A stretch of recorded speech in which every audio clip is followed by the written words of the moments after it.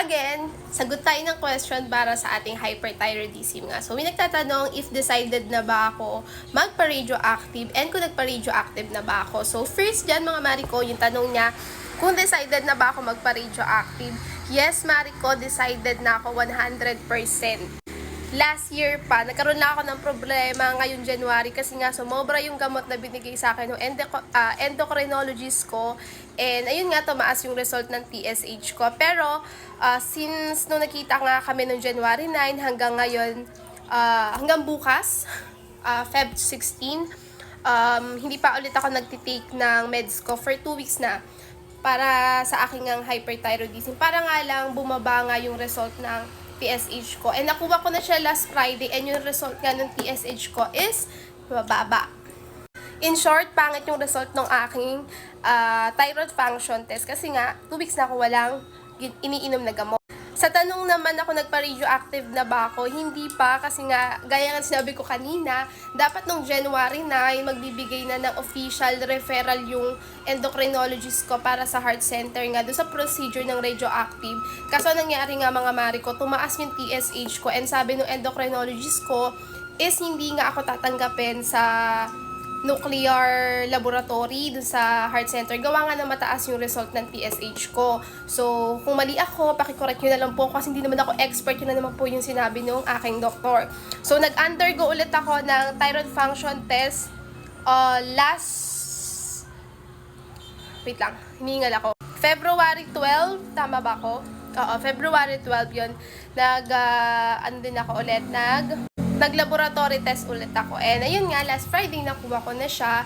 And by tomorrow, February 16, makikita na kami ng doktor ko. And dun nga, not sure kung bibigyan na niya rin ako ng official referral niya sa heart center para nga magawa na yung radioactive iodine. So, sa tanong naman na kinakabahan ba ako, natatakot ba ako sa magiging side effects, sa totoo lang, Mariko, oo naman, kinabahan talaga ako.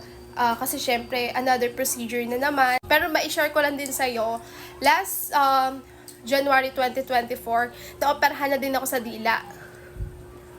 Ayan. Na-share ko na din yung video ko about dun sa dila ko. And dati din, kinakabahan ako kasi ang inoperan din ako nung aking EENT naman yon. Sabi sa akin, if linisin ko na lang daw kasi baka dumi. Hanggang sa ang ending namin, i-minor surgery na lang. Ayan, yan dila ako na yan, Mariko, inoperahan yan. Hiniwa talaga yan, para yung lengguwa na hiniwa. Natakot din ako noon, pero inisip ko na lang kasi na, ayun nga, baka kasi cancerous siya. Pero thank God naman, sa biopsy, hindi naman siya cancerous, kundi sugat lang naman siya. So, yung mga ganun, Mariko, kinakabahan din naman ako.